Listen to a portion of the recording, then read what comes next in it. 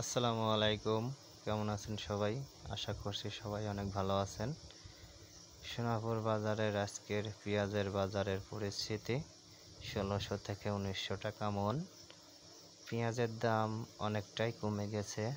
হয়তো ঈদের আগে মানুষ পেঁয়াজ বেচে গরু ছাগল এগুলা কিনবে, সে কারণেই দামটা একটু মনে হচ্ছে কম। আসলেও এক মন পেঁয়াজের প্রতি খরচ পড়েই গেছে ১৬০০ থেকে ১৭০০ টাকা। আর কৃষক যদি এখন ১৬০০ থেকে ১৭০০ টাকা মন পেঁয়াজ বিক্রি করে, তাহলে তো কৃষকের সবই ক্ষতি হয়ে যাচ্ছে। অনেক পেঁয়াজ উঠছিল আজকে সোনাপুর বাজারে। পেঁয়াজের বাজারে শুধু গৃহস্থ আর গৃহস্থই, ব্যাপারীকে খুঁজেই পাওয়া যাচ্ছে না।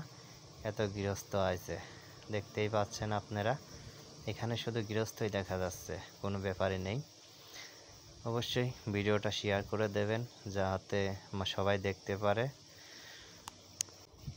আপনাদের এলাকার পেঁয়াজের বাজারের কি পরিস্থিতি অবশ্যই কমেন্ট করে জানাবেন। আমাদের এখানকার বাজার আমি জানাই দিলাম, আপনাদের বাজারের কি অবস্থা অবশ্যই জানাবেন।